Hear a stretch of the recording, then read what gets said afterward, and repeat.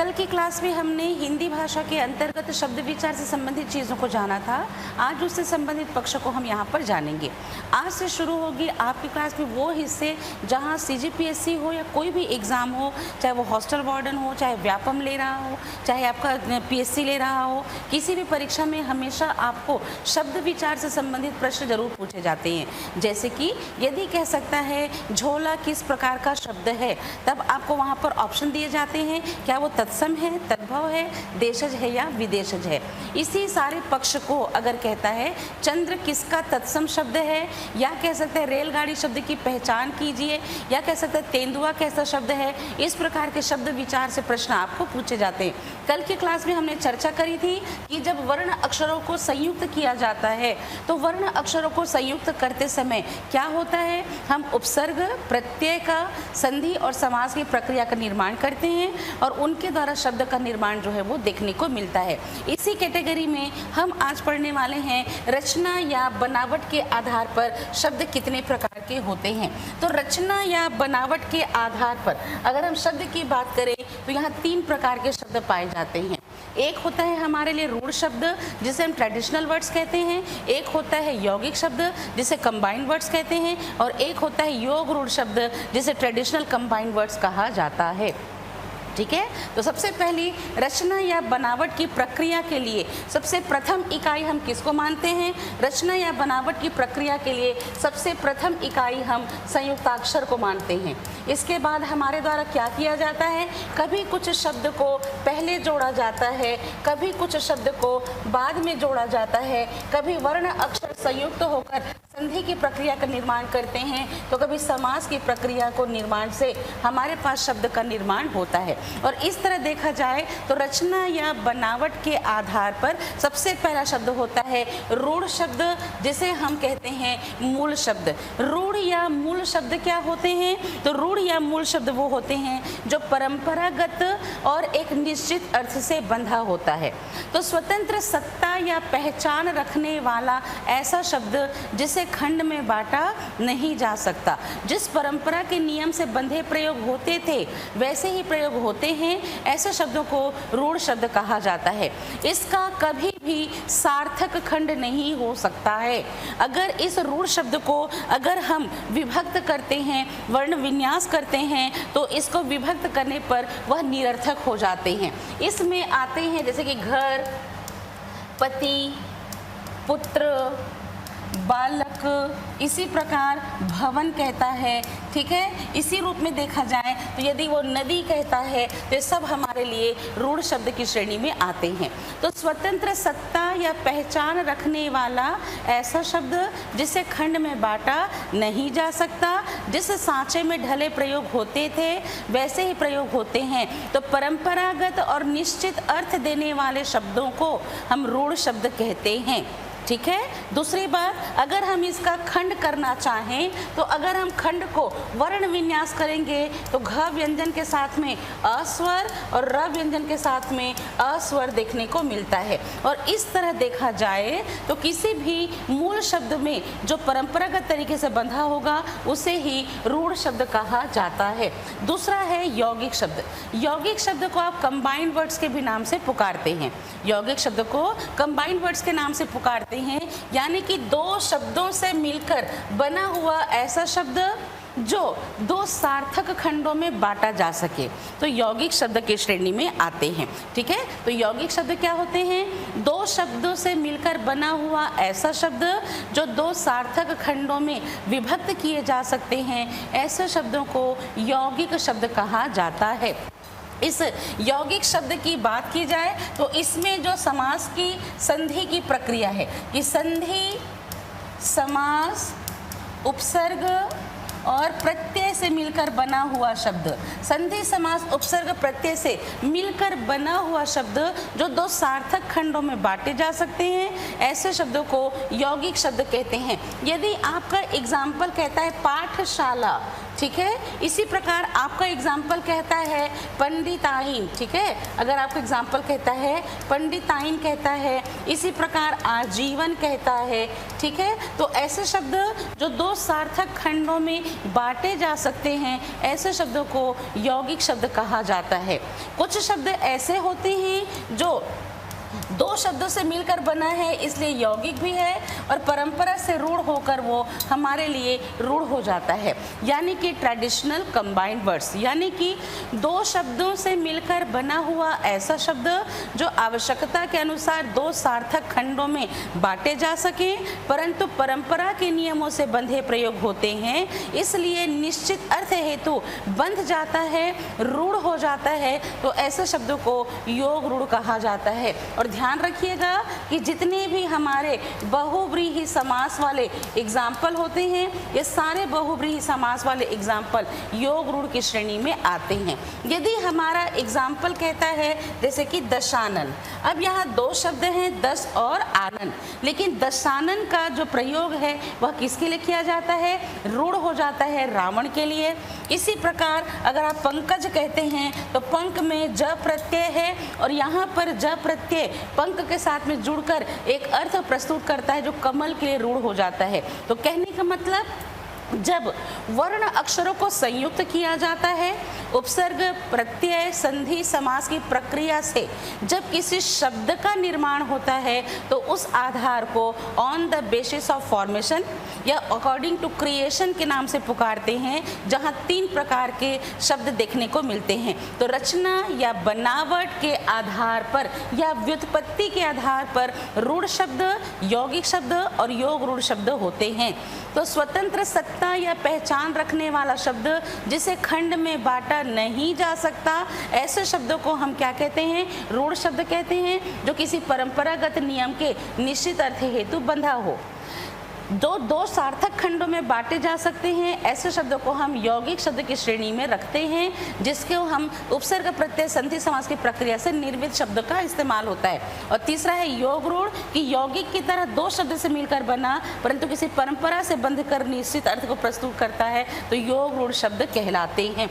इससे हमेशा आपको प्रश्न पूछा जाता है, ठीक है, जैसे कह सकता है दशानन शब्द की पहचान कीजिए कि रूढ़ है, यौगिक है कि आपकी योग रूढ़ है, तो वहाँ पर वो हमारे लिए योग रूढ़ शब्द है।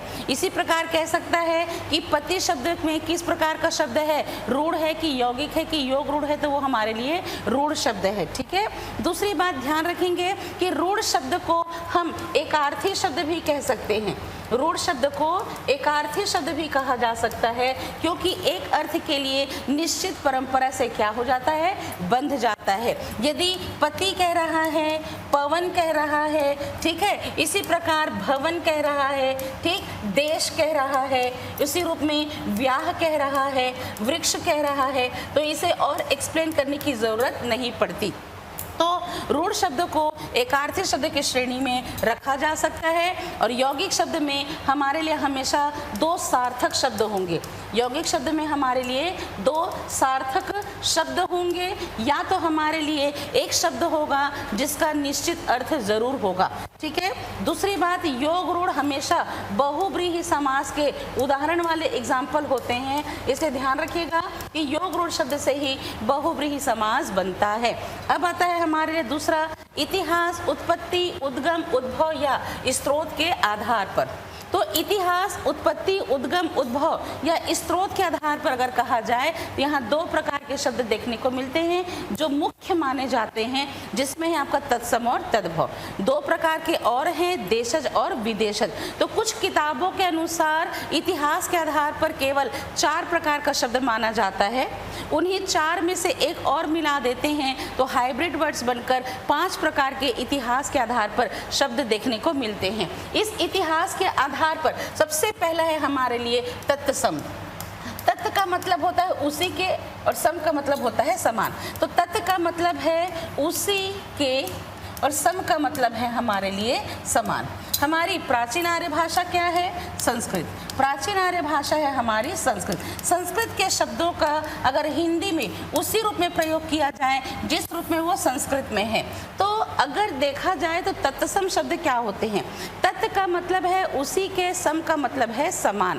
कहने का मतलब कि तत्सम शब्द की यदि हम बात करते हैं तो उत्पत्ति जिसका मूल स्रोत संस्कृत होता है, ऐसे शब्द जिसका कि मूल स्रोत, ठीक है, ऐसे शब्द जिसका मूल स्रोत क्या होता है? संस्कृत होता है। किसी भी भाषा के मूल स्वरूप को, किसी भी भाषा के मूल स्वरूप को तत्सम शब्द कहा जाता है। तो ध्यान से समझेंगे, किसी भी भाषा के मूल स्वरूप को तत्सम शब्द कहा जाता है, यानी कि इसकी उत्पत्ति जिसका मूल आधार क्या हो? संस्कृत हो। तो Sanskrit related words used in Hindi that called तत्सम शब्द। संस्कृत के शब्दों का हिंदी भाषा में उसी रूप में प्रयोग किया जाए जिस रूप में वो संस्कृत में है। तो संस्कृत संबंधी तमाम प्रकार के शब्दों को हिंदी भाषा में तत्सम शब्द कहा जाता है। बशर्ते ध्यान रखिएगा कि संस्कृत के शब्दों में मोस्ट ऑफ टाइम हमें एक हलंत देखने को मिलता है, जैसे कि राजन, महान कह रहा है, इसी प्रकार कहता है आपका, जैसे कि भगवत कहता है, तो इसके नीचे एक हलंत देखने को मिलता है। परंतु जब यही शब्द हिंदी भाषा में इस्तेमाल किए जाते हैं तो हम हलंत को हटा देते हैं और राजन न कहकर राजन और महान न कहकर महान, इसी प्रकार भगवत न कहकर भागवत के नाम से उच्चारित करते हैं। तो कहने का मतलब कि संस्कृत के शब्द जो होते हैं वो थोड़े से क्लिष्ट या कठिन होते हैं। दूसरी बात, आवश्यकता के अनुसार इनके विसर्ग को हटा दिया जाता है, जैसे कि दुहुक न कहकर हम क्या कहने लगते हैं? दुख कहने लगते हैं। इसी प्रकार नीह रोग न कहकर हम क्या कहने लगते हैं? निरोग कहने लगते हैं। तो कहने का मतलब क्या हुआ कि संस्कृत के शब्दों का हिंदी भाषा में उसी रूप में प्रयोग किया जाए जिस रूप में संस्कृत में है, यानी कि संस्कृत के शब्दों का हिंदी में प्रयोग तत्सम शब्द की श्रेणी में लाता है। शब्द के अर्थ में बगैर किसी परिवर्तन के संस्कृत शब्दों का हिंदी में प्रयोग किया जाना तत्सम विधान की श्रेणी में आता है। जैसे कि अगर हम कहते हैं, जैसे कि चणक कह रहे हैं, यदि हम विवाह कह रहे हैं, यदि हम चणक कह रहे हैं, इसी प्रकार अगर हमारे द्वारा विवाह कहा जाता है, हमारे द्वारा वृक्ष कहा जाता है, तो ये सब हमारे लिए तत्सम की श्रेणी में आते हैं।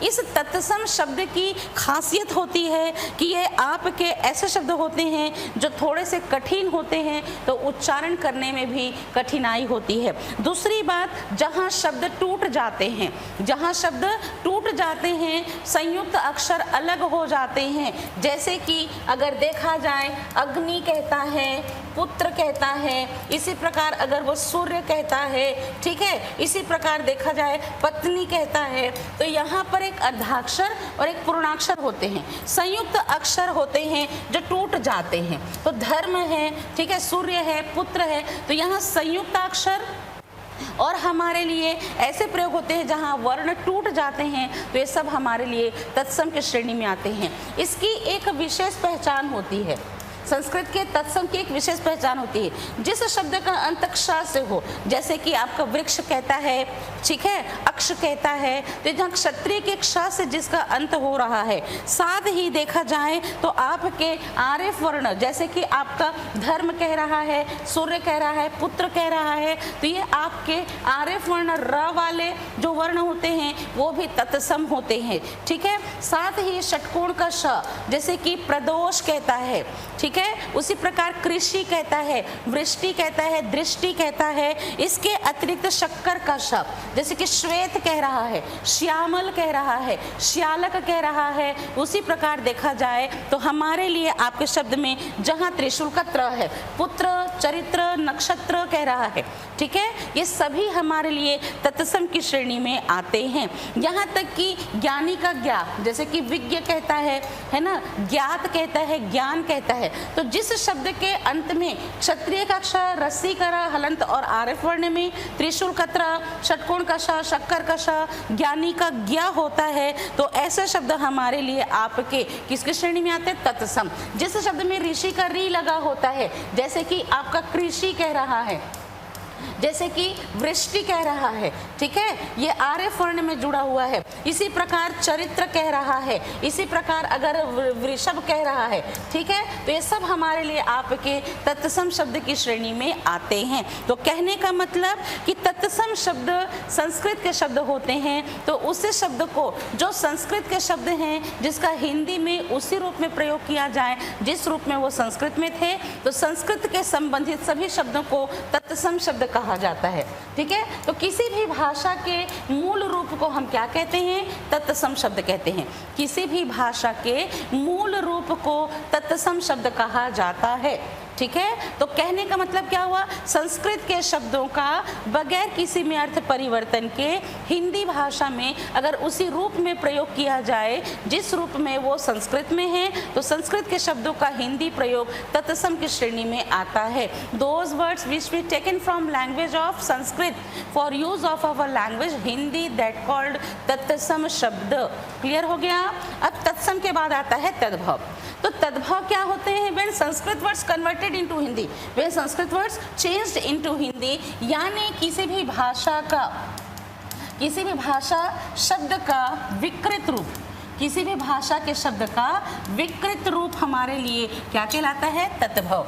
तो तत्सम यानी कि तत्सम जो हमारे संस्कृत के शब्द थे, ठीक है, अब इसे संस्कृत के शब्द का सरल हिंदी रूपांतरण, ठीक है ना, सरल हिंदी रूपांतरण जो है वह तद्भव की श्रेणी में आता है, ठीक है। When Sanskrit words converted into Hindi, when Sanskrit words changed into Hindi, तो भाषा के शब्द के विकृत शब्द को, किसी भी भाषा शब्द के विकृत रूप को तद्भव कहा जाता है। तद का मतलब होता है उसके बाद, तद का मतलब होता है उसके बाद, ठीक है, और भव का मतलब होता है हुआ। तो संस्कृत के शब्द का जब वैसे का वैसे ही प्रयोग किया तो तत्सम बने, और संस्कृत के शब्द का हिंदी रूपांतरण हमारे लिए तद्भव बना। तो तद्भव यानी कि उसके बाद हुआ। तो संस्कृत के शब्द का अगर हम हिंदी में रूपांतरण करते हैं तो उसे तद्भव शब्द कहा जाता है। यानी कि एक ऐसा शब्द जो संस्कृत भाषा से प्राकृत से बदलता हुआ सहज उच्चारण में विकृत रूप को धारण करके सरलता से परिवर्तित कर दिया जाता है हिंदी भाषा में, तो ऐसे शब्दों को तद्भव शब्द कहा जाता है। संस्कृत के शब्द के हिंदी रूपांतरित शब्दों को तद्भव शब्द कहा जाता है। अर्थात मूल भाषा के वे शब्द जो संस्कृत में थे उसका सरल सहज हिंदी रूपांतरण वाले शब्द को तद्भव शब्द कहा जाता है, ठीक है। तद्भव शब्द की खासियत होती है कि संस्कृत के तो हैं परंतु उसके अर्थ में बगैर परिवर्तन के सरल हिंदी रूपांतरण उसका कर दिया जाता है, जो प्राकृत भाषा और अपभ्रंश की बोलियों से प्रभावित होकर अपने प्रयोग के लिए हिंदी भाषा में इस्तेमाल की जाती है। इस पर देश काल का विशेष प्रभाव देखने को मिलता है। इसकी वजह से इसके मूल स्वरूप का पता नहीं चलता कि सूर्य को हमने सूरज कहना कैसे सीखा, या फिर हम वृक्ष को पेड़ कहाँ से बोलना सीखे, तो इस पर किस किस प्रकार की भाषाओं का प्रभाव पड़ा है, इसकी वजह से इसको समझ पाना मुश्किल होता है। तद्भव दो प्रकार के होते हैं, तद्भव दो प्रकार के होते हैं। एक होता है डायरेक्ट तत्सम यानी कि आपके संस्कृत से हिंदी रूपांतरण, ठीक है ना। एक होता है तत्सम, इसका तद्भव अगर बदला जाता है तो तद्भव दो प्रकार के होते हैं, जिसका मतलब होता है कि जब हम उसका प्रयोग कर रहे हैं तो एक प्रयोग होता है जहाँ डायरेक्ट संस्कृत से हिंदी में बदलता है, दूसरा होता है कि संस्कृत से हिंदी में बदलते हुए इस पर प्राकृत भाषा का भी प्रभाव पड़ता है, ठीक है, प्राकृत भाषा का प्रभाव पड़ता है। अब आप समझेंगे कैसे। संस्कृत से हिंदी कहता है, जैसे मान लीजिए कहता है जैसे कि वृक्ष कह रहा है, वृक्ष से हमने अगर रुख कह दिया, ठीक है ना, उसी प्रकार अगर हमने सूर्य से सूरज कह दिया, सूर्य से हमने क्या कह दिया, सूरज कह दिया, तो इसका जो है डायरेक्ट संस्कृत टू हिंदी परिवर्तन है। लेकिन कभी कभी होता है कि संस्कृत से हिंदी में परिवर्तित होने के बाद उसमें प्राकृत भाषा की बोलियों का प्रभाव पड़ता है। जैसे कि अगर संस्कृत में कहता है अग्नि, तो तद्भव में है हमारे लिए आग, और अगर प्राकृत भाषा में छत्तीसगढ़ी बोली की बात की जाए तो उसे आग ही कहा जाता है। ठीक है, जैसे कि सूर्य कहा, अब सूर्य हमारे लिए तत्सम है जिसका तद्भव सूरज है, लेकिन छत्तीसगढ़ी भाषा के प्राकृत के आधार पर उसे सूरज के नाम से पुकारा जाता है। तो कहने का मतलब कि जब तद्भव का प्रयोग किया जाता है तो एक तद्भव होता है जो direct Sanskrit to Hindi convert होता है, लेकिन एक तद्भव होता है जहां पर प्राकृत भाषाओं का भी प्रभाव देखने को मिलता है। दूसरी बात कि संस्कृत के शब्द का बहुसायक प्रयोग जब हम तत्सम में करते हैं तो संस्कृत प्राकृत होते हुए हिंदी भाषा में इसका इस्तेमाल बड़े सरलतम रूप में किया जाता है। यह संस्कृत का एक विकृत रूप है, संस्कृत का विकृत और बिगड़ा हुआ रूप है, और इसके परिवर्तन के लिए कुछ प्रयोग देखने को मिलते हैं। यहाँ क्षत्रिय का क्ष बिकम्स टू छाते का छ या खरगोश का ख, इसलिए अगर वो अक्षोट कहता है, अगर वो अक्षोट कहता है तो हम उसका तद्भव लिखते हैं अखरोट। ठीक है, अगर वो साक्षी कहता है तो हम इसका तद्भव लिखते हैं साखी। ठीक है, इसी प्रकार क्षीर कहता है तो हम इसका तद्भव लिखते हैं खीर। ठीक है, देखा जाए तो क्षत्रिय का क्ष में बदल रहा है तो क्षत्र कहता है ना, तो हम यहाँ पर छाता लिखते हैं। ठीक है, और जब वो क्षेत्र कह रहा है तब हमारे द्वारा खेत लिखा जाता है। ठीक है, तो क्षत्रिय का क्ष है जो परिवर्तन करके छाते के छ में बदल जाता है। यहाँ जो आरेफ वर्ण होते हैं वो टूट जाते हैं, इसलिए धर्म ना कहकर हमारे द्वारा कहा जाता है धर्म। और इसी प्रकार अगर वो क्रम कहता है, अगर वो धर्म कह रहा है तो हम धर्म कहते हैं। यही वजह है कि जब वो हमारे लिए सूर्य कहता है तब हमारे लिए सूरज बन जाता है। ठीक है, तो कहने का मतलब कि आरेफ वर्ण टूट जाते हैं, संयुक्त अक्षर अलग हो जाते हैं, अण जो है वो बदल जाता है न में, इसलिए चरण न बोलकर हम चरण कहते हैं। ठीक है, जब वो दर्पण कहता है तो हमारे द्वारा दर्पण कहा जाता है। ठीक है, आरेफ वर्ण टूट रहे हैं, अण न में बदल रहा है, यज्ञ का यह है जो ज में बदलता है, इसलिए हमारा सूर्य बन जाता है हमारे लिए सूरज। और जब हम यशोदा कहते हैं तो यशोदा बिकम्स टू जसोदा, और यजमान से बन जाता है हमारे लिए जजमान। और कहने का मतलब कि यदि वो हमारा शब्द परिवर्तित कर रहा है तो हमारे वर्ण बदल जाते हैं। षटकोण का श, यह षटकोण का श स में बदलता है, इसलिए अगर वो वर्षा कहता है तो हम उसे बरसा कहते हैं। कभी कभी ख में भी बदलता है, इसलिए बरसा से बरखा भी कहलाती है। भाषा से भाषा या भाखा कहलाता है, दोष से दोष या दोख कहलाने लगता है। जो संयुक्त अक्षर है त्रिशूल का त्र, वो त में या हमारे लिए तर में बदलता है, इसलिए अगर वो पुत्र कहता है तो हमारे लिए पूत हो जाता है। तो राजपुत्र कहता है तो राजपूत हो जाता है, चरित्र कहता है तो चरित हो जाता है, इसलिए रामचरित्र मानस न कहकर हम रामचरित मानस कहते हैं। नक्षत्र न कहकर नक्षत्र जैसे शब्द का इस्तेमाल किया जाता है। इसके अलावा बदलते हैं हमारे लिए कर का श जो सरोते के स में बदलता है, इसलिए अगर वो श्यामल कहता है तो हमारे लिए वह शब्द बन जाता है सांवला। ठीक है, श्वेत कहता है तब वह हमारे लिए शब्द बन जाता है सफ़ेद। ठीक है, जब वो श्यालक कहता है तो हमारे लिए शब्द बन जाता है साला। ठीक है, तो शक्कर का श भी सरोते के समय बदल जाता है, यहाँ तक कि आपके टमाटर का जो ट है वो आपके अड़ा में बदलता है, इसलिए जब आप कहते हैं कीट तब हमारे लिए बन जाता है कीड़ा।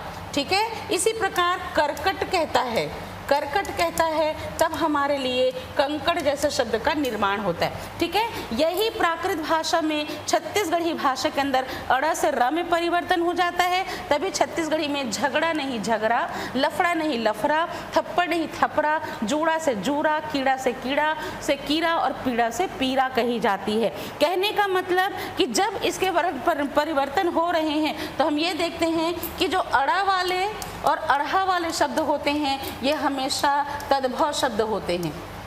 ठीक है ना, क्योंकि इन दोनों को नवनिर्मित या नव विकसित या हिंदी के शब्द के लिए प्रयोग है। इसलिए अगर वो कीचड़ कहता है तो हमेशा ये तद्भव होगा, ठीक है। इसीलिए अगर वो थप्पड़ कहता है तो हमारे लिए तद्भव होगा। इसी प्रकार अगर वो बढ़ई कहता है तब हमारे लिए तद्भव की श्रेणी में आएगा। ज्ञानी का ज्ञ, यदि वो ज्ञ कहता है जिसका परिवर्तन ज में हो जाता है, इसलिए अगर वो ज्ञान कहता है तो हम जानना कहते हैं, ठीक है। तो ये सभी हमारे लिए परिवर्तन की श्रेणी में आते हैं। वचन का व, ये वचन का व जो हमारे लिए ब में बदल जाता है, तो अगर वो व्याह कहता है तो हम बिहाव कहने लगते हैं। साथ ही अगर वो तत्सम में विवाह है, ठीक है, जिसको हम व्याह कहते हैं तो बिहाव बनता है। वत्स से हमारे लिए क्या बन जाता है, बेटा बन जाता है। वधू कहता है तब हमारे लिए बहू बन जाता है, ठीक है, वधू से बहू बन जाता है। अब देखिए जो धनुष का ध है, कभी कभी यह ह में बदलता है, इसलिए हमारे द्वारा अगर गोधूम कहा जाता है तो हम उसे गेहूं कहते हैं। गोधूम कह रहा है तो हम उसे क्या कहते हैं, गेहूं कहने लगते हैं। और अगर देखा जाए तो कभी कभी जैसे कि आपका भ है वो भी हमारे लिए ह में बदल जाता है। तो सौभाग्य कहता है, अगर सौभाग्य कहता है तब हमारे लिए वह सुहाग बन जाता है। सौभाग्य से सुहाग बन जाता है, गोधूम से गेहूं बन जाता है। और अगर वो गर्दभ कहता है तो हमारे लिए दधा में बदल जाता है, इससे गर्दभ से गधा बन जाता है, ठीक है। तो इस तरह तत्सम से तद्भव परिवर्तन के लिए यदि आपने इन चीज़ों को ध्यान में रखा कि कौन से वर्ण कैसे बदल रहे हैं, तब आपका तत्सम से तद्भव परिवर्तन बड़ी सरलता से समझ सकते हैं। मैंने बताया कि आरएफ वर्ण टूट जाते हैं तो आम्रचूर से बन जाता है अमचूर, उपल से हो जाता है ओला, आलस्य से हो जाता है आलस, अद्य का है आज, उपालंब का उलाहना, ग्राम से बन जाता है गांव, गणना से हो जाती है गिनती, ठीक है। अब आते हैं देशज। देशज शब्द को लोकली ओरिजिनेटेड वर्ड्स कहा जाता है। देशज शब्द क्या होते हैं, इसे लोकली ओरिजिनेटेड वर्ड्स कहा जाता है, यानी कि देश अज, ठीक है। अज का मतलब होता है जन्म लेने वाला, अज का मतलब होता है जन्म लेने वाला, यानी कि कहाँ जन्म लेने वाला, देश में जन्म लेने वाला। तो मैंने आपको बताया कि तत्सम हमारी प्राचीन आर्य भाषा संस्कृत के शब्दों का प्रयोग करते हैं, उसका सरल विकृत हिंदी रूपांतरण तद्भव है। लेकिन लोक भाषा जो अपभ्रंश की शाखाओं में थी, तो लोक भाषा के आए हुए ऐसे शब्द जो क्षेत्रीय प्रभाव के कारण परिस्थिति और आवश्यकता के अनुसार प्रचलन में प्रभावी हो चुके हैं, अर्थात ऐसे शब्द जो किसी प्रांत या बोली या स्थानीय परिवेश के सीमा दायरे से प्रयोग होती है, जिसकी उत्पत्ति अज्ञात होती है, ऐसे शब्द को देशज शब्द कहा जाता है। ऐसे शब्द जिसका कोई आर्य स्रोत नहीं है, तो ऐसे शब्द को देशज स्रोत कहा जाता है।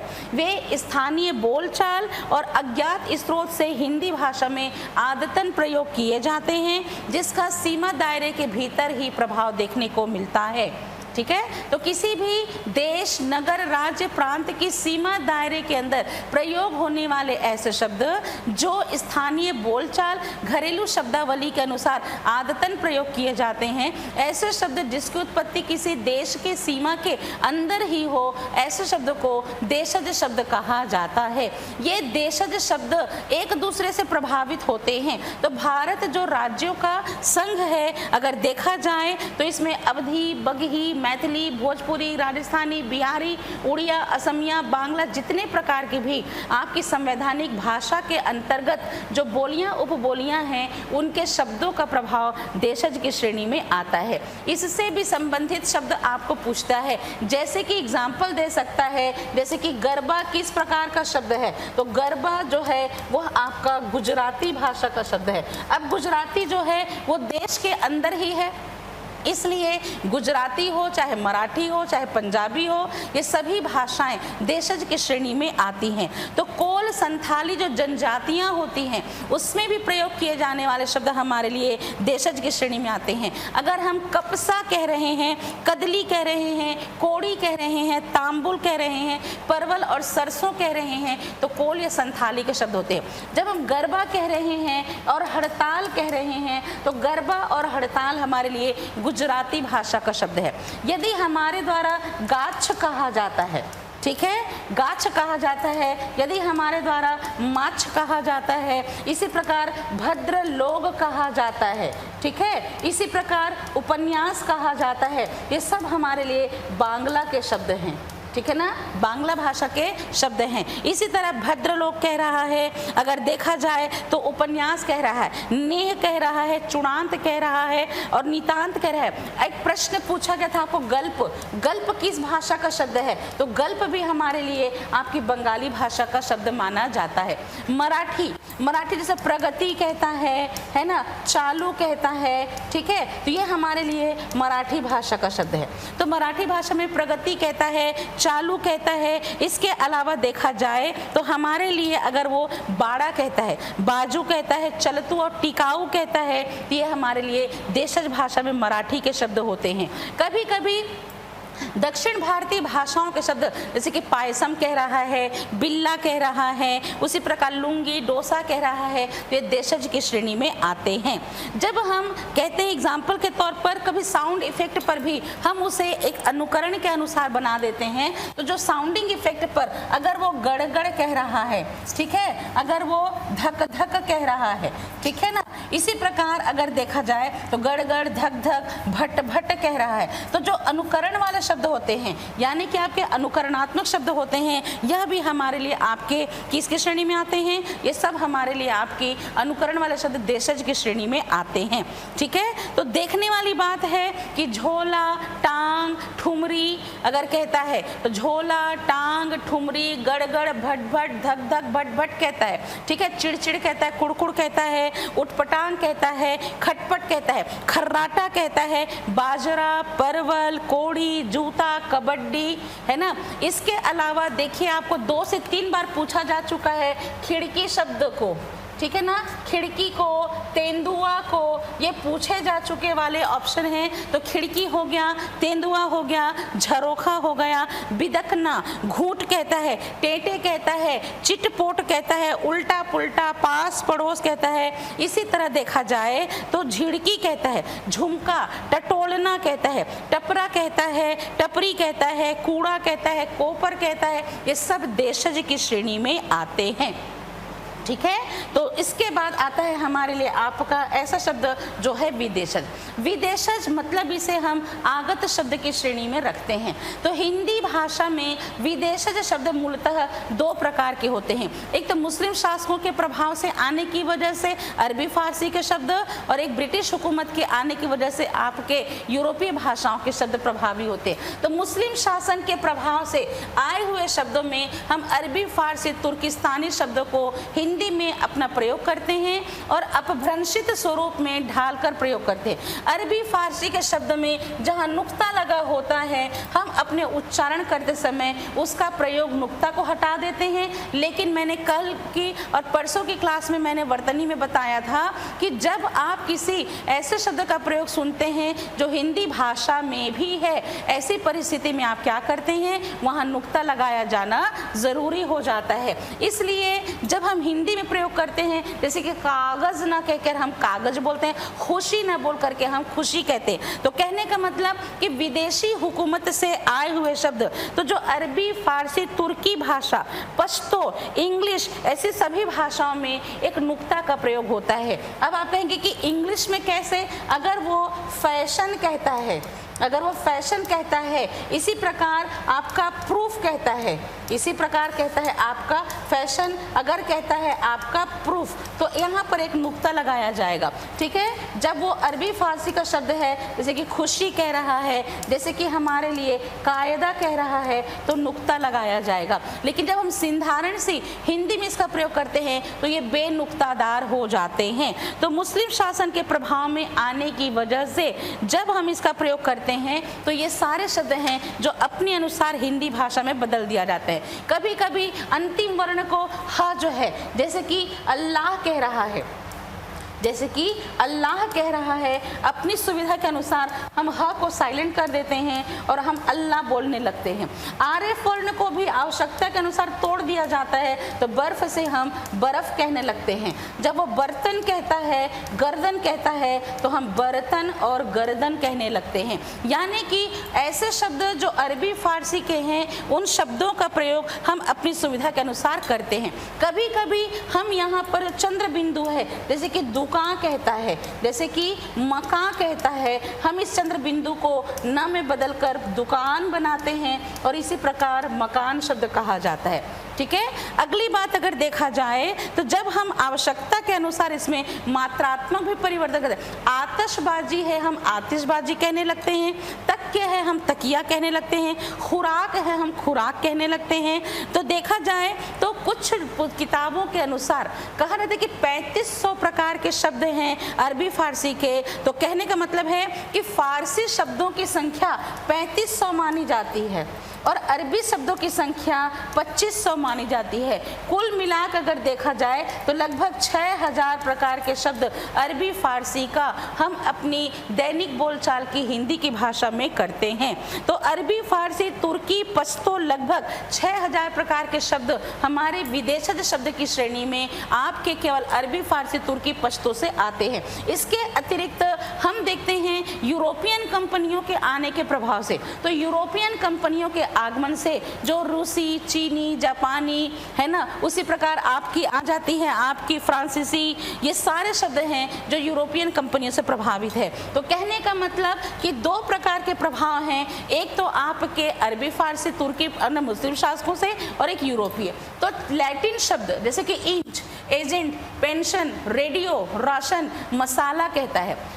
चीनी शब्द में चाय, लीची, चिक, और ये सबसे ज़्यादा पूछा जाता है चीनी शब्द से, चाय, लीची, चिक, चीनी, पटाखा या तूफान। जापानी शब्द से रिक्शा, सायोनारा, युयुत्सु, युद्ध का जो करने का इच्छुक होता है, वन वर्ड सब्स्टिट्यूट में युयुत्सु कहते हैं। ठीक है, रूसी शब्द rouble, jar, vodka, Luna, Luna चांद को कहा जाता है। ठीक है, फ्रांसीसी शब्द कारतूस, कर्फ्यू, कूपन, अंग्रेज, ये सभी। ठीक है, तुर्किस्तानी शब्द ये भी मैक्सिमम पूछे जाते हैं, उर्दू, काबू, कूली, चाकू, चेचक, चम्मच, बारूद, बहादुर, लाए, सर। ठीक है, पश्तो, अटकल, अखरोट। अब ये गड़बड़ शब्द पूछा गया है आपको परीक्षा में। ठीक है, साथ ही देखिए नगाड़ा, पठान और मटर गश्ती ये पूछे जा चुके हैं। पुर्तगाली शब्द ये सबसे ज़्यादा पूछा जाता है। पुर्तगाली तंबाकू, आल्पिन, गमला, चाबी, साबुन, पपीता, बाल्टी, अनानास, अलमारी ये पूछे जाते हैं। अरबी शब्द कागज, खजाना, ऐनक, अदालत, रोज़ा, नशा, अदा, हवा, तारीख। फारसी शब्द में अमरूद, आमदनी, कारीगर, गवाह, जलेबी। अब आप कहेंगे कि इसको याद कैसे करें, तो कंपैरिजन कीजिएगा। हमारे हिंदू धर्म के अनुसार क्या होता है, विवाह होता है, और अरबी फारसी के लोग क्या करते हैं, शादी करते हैं या क्या करते हैं, निकाह करते हैं। ठीक है, हमारे यहाँ संतान पैदा होती है, उनके यहाँ क्या होती है, औलाद आती है। ठीक है, हमारा संबंध विच्छेद होता है, वो तलाक देते हैं। ठीक है ना, हम जल पीते हैं, वो जो है वो पानी पीते हैं। ठीक है, तो पानी तो तत्भव शब्द है, हम जल पीते हैं। ठीक है, इसी प्रकार हमारे यहाँ वृक्ष होते हैं, वो दरख्त को देखते हैं। हमारे यहाँ वृक्ष होते हैं, वो दरख्त को देखते हैं। हमारे यहाँ स्त्री होती है, उनके यहाँ जनाना या औरत होती है। तो कहने का मतलब कि अगर हम देखें तो हम उपनेत्र लगाते हैं जो चश्मा है, और वो हमारे लिए चश्मा जो है वो विदेशज शब्द की श्रेणी में आता है, अरबी फारसी फारसी में हम उपनेत्र का इस्तेमाल करते हैं, ठीक है। साथ ही कुछ ऐसे शब्द होते हैं जो अरबी और फारसी दोनों में आते हैं, जैसे कि खरगोश कहा, हमारे यहाँ शशक है, हमारे यहाँ शशक है, वो खरगोश के नाम से पुकारते हैं। हमारे यहाँ देखा जाए तो हिंदी भाषा में हम लहू कहते हैं, रुधिर कहते हैं, वो खून कहते हैं। हमारे यहाँ वेतन होता है, उन्हें तनख्वाह मिलती है, ठीक है। उसी प्रकार हमारे रूप में जितने भी प्रयोग होते हैं, हमारे यहाँ भवन होता है, वो घर और मकान बनाते हैं। तो ऐसे शब्द जो कंपैरिजन करके आपको पढ़ना होगा, तो इस तरह कंपैरिजन करेंगे तो याद करना बड़ा आसान होगा। तो तत्सम संस्कृत के शब्द है, तद्भव हिंदी रूपांतरण है, देशज लोक भाषाओं के शब्द हैं, और विदेशों से आए शब्दों को विदेशज कहते हैं। अगर इन्हीं में से किसी चार में से दो को मिला लिया तो दो भिन्न भाषागत शब्द से मिलकर बने हुए शब्दों को संकर शब्द कहा जाता है। दो भिन्न भाषागत शब्द से मिलकर बने हुए शब्दों को हम संकर शब्द की श्रेणी में रखते हैं। यदि वो कहता है एग्जाम्पल रेलगाड़ी, अब रेल कहता है तो अंग्रेजी है और गाड़ी कहता है तो तद्भव शब्द है, ठीक है। साथ ही बीमा पॉलिसी कहता है, अब बीमा शब्द है हमारे लिए आपका फारसी का और पॉलिसी है अंग्रेजी का, ठीक है। साथ ही अगर कहता है ऑपरेशन कक्ष, अगर कहता है ऑपरेशन कक्ष तो ऑपरेशन है हमारे लिए अंग्रेजी और कक्ष है हमारे लिए तत्सम। तो वर्षगांठ, रेडियो तरंग, लाठी चार्ज, इसी प्रकार माल गोदाम, घड़ी साज कहता है, जेल खाना, तोप गाड़ी कहता है, आपका थूकदान कहता है, पानदान, कबूतरबाज कहता है, नेक नामी कहता है, विज्ञापनबाजी, छायादार कहता है, लोकशाही, नौकरशाही, रेलवे भाड़ा कहता है। ये सब हमारे लिए संकर शब्द की श्रेणी में आते हैं। तो दो भिन्न भाषागत शब्द से मिलकर बने हुए शब्द को हम क्या कहते हैं? संकर शब्द कहते हैं, ठीक है। अब आता है हमारे लिए अर्थ के आधार पर शब्द। अर्थ के आधार पर शब्द दो प्रकार के होते हैं, एक होता है सार्थक और दूसरा होता है निरर्थक। तो सार्थक क्या होता है? अर्थ के साथ, ठीक है ना, और निरर्थक क्या होता है? अर्थ के बगैर, अर्थ के बगैर, ठीक है। तो सार्थक और निरर्थक क्या होते हैं? ऐसे शब्द जिसका कि एक निश्चित अर्थ हो, ऐसे शब्दों को सार्थक शब्द कहा जाता है। जिन शब्दों का एक निश्चित अर्थ होता है, ऐसे शब्दों को सार्थक कहते हैं। ये सार्थक आपके रूढ़, यौगिक, योग रूढ़ हो सकते हैं, तत्सम, तद्भव, देशज, विदेशज हो सकते हैं। यदि आप वृक्ष कह रहे हैं, इसका अर्थ है। यदि आप चांद कह रहे हैं तो इसका अर्थ है। अगर आप रेल कह रहे हैं तो इसका अर्थ है। अगर घर कह रहे हैं तो अर्थ है। मतलब कि ऐसे शब्द जिसका कि एक निश्चित अर्थ हो, उसे सार्थक शब्द कहा जाता है। इसके अंतर्गत हम कुछ विशेष प्रकार के प्रभाव पढ़ते हैं, जहां हम आपके शब्द गुण को पढ़ते हैं, जहां आपके शब्द गुण में ओज गुण, इसी प्रकार माधुर्य का गुण और इसी प्रकार हमारे लिए प्रसाद गुण पढ़ा जाता है। इन्हीं शब्द की एक शक्ति होती है, जहाँ पर शक्ति के अनुसार हम अभिधा शब्द शक्ति पढ़ते हैं, ठीक है, लक्षणा शब्द शक्ति पढ़ते हैं और एक पढ़ते हैं हम व्यंजना शब्द शक्ति को, ठीक है। और इसी सार्थक में हम एकार्थी, अनेकार्थी, समुच्चारित, पर्यायवाची, विलोम शब्द, युग्म शब्द को भी इसके अंतर्गत पढ़ते हैं। निरर्थक कैसे शब्द होते हैं? जो अर्थ के बगैर है। अगर कहता है ऐसे शब्द जो प्रयोग और प्रचलन में तो हो परंतु उसका कोई अर्थ ना हो, निरर्थक कहलाता है। तो खाना के साथ में अगर हम वाना कहते हैं तो खाना वाना, इसी प्रकार घूमना के साथ में शुमना लगाते हैं तो घूमना शुमना कहते हैं, खाना वाना कहते हैं, ठीक है। उसी प्रकार कहते हैं गोल मटोल। तो कहीं ना कहीं देखा जाए तो एक शब्द का अर्थ है परंतु वाना, शुमना या मटोल इसका कोई भी अर्थ नहीं है। तो कहने का मतलब क्या हुआ कि ऐसे शब्द जो प्रचलन में तो है परंतु उनका कोई अर्थ नहीं होता, तो ऐसे शब्दों को निरर्थक शब्द कहा जाता है। चाय शाय, खाना वाना, पीड़ा वीना, पड़ा बड़ा, इसी प्रकार गोल मोल, दाम वाम, है ना, ये घूम शुम, पड़ा बड़ा, देखा दाखा, पैर वैर, ये सारे शब्द हैं जिसमें एक निरर्थक देखने को मिलता है। अब इसी अर्थ के आधार पर हम आते हैं इनके पक्षों को जानने के लिए। सबसे पहले एकार्थी, जैसे कि नाम से ही प्रस्तुत हो रहा है, एक ही अर्थ वाला, ठीक है ना, एक ही अर्थ वाला शब्द हमारे लिए क्या कहलाता है? एकार्थक।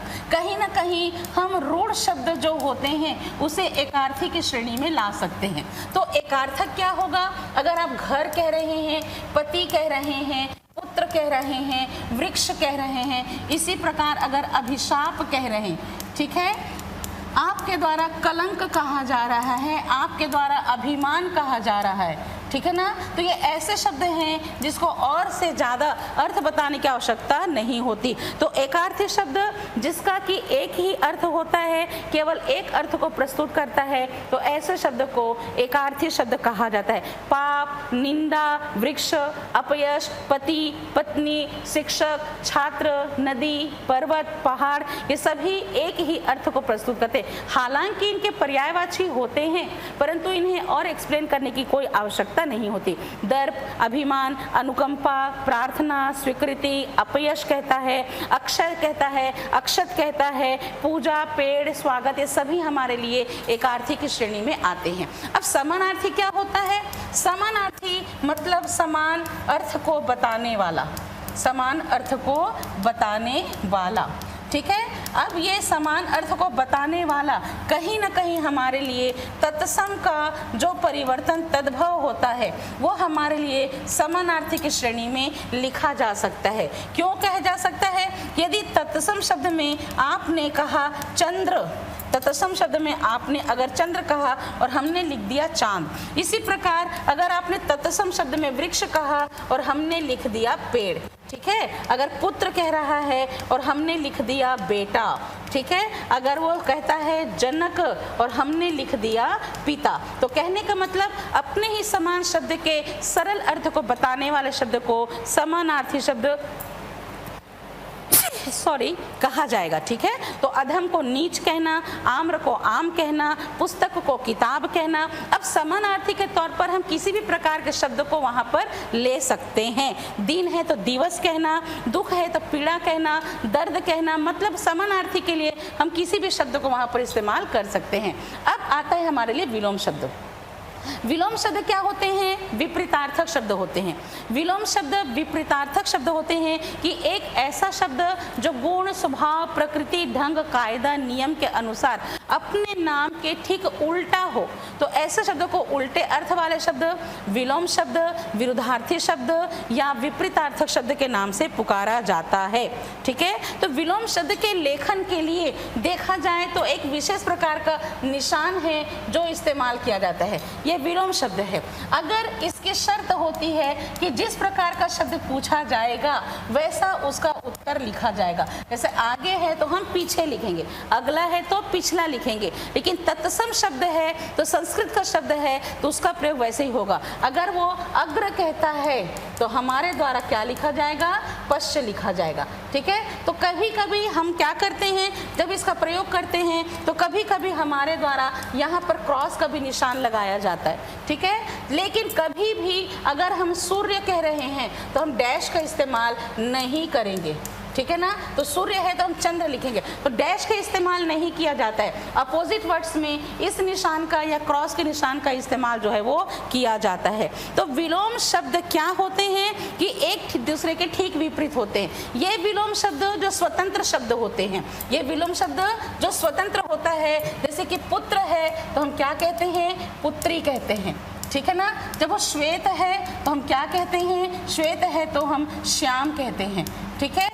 आपका उच्च है तो हम निम्न कहते हैं, लघु है तो दीर्घ कहते हैं। तो संस्कृत के अगर शब्द है तो उत्तर भी संस्कृत का होगा, साधारण बोलचाल के शब्द है तो उत्तर भी साधारण बोलचाल के होंगे। तो कुछ स्वतंत्र शब्द होते हैं जो पहले से निर्धारित होते हैं विलोम शब्द के तौर पर। अग्र पश्च है, पुत्र पुत्री, श्वेत श्याम, अमावस्या पूर्णिमा, है ना। उसी प्रकार अगर देखा जाए तो उच्च है तो निम्न है, लघु है तो दीर्घ है, ठीक है। दो देखने वाली बात है कि काला है तो गोरा है, लंबा है तो छोटा है, ये पहले से निर्धारित होते।